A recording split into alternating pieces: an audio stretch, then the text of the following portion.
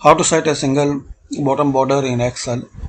So select any cell and here select bottom border, and once you click here, so thick outside border firstly, and now just select bottom border.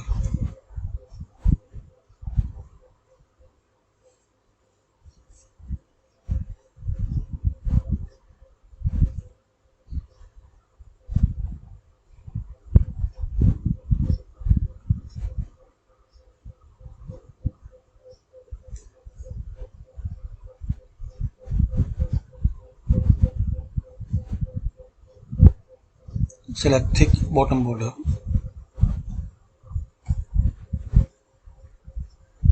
So there are so many options, you can select which you need,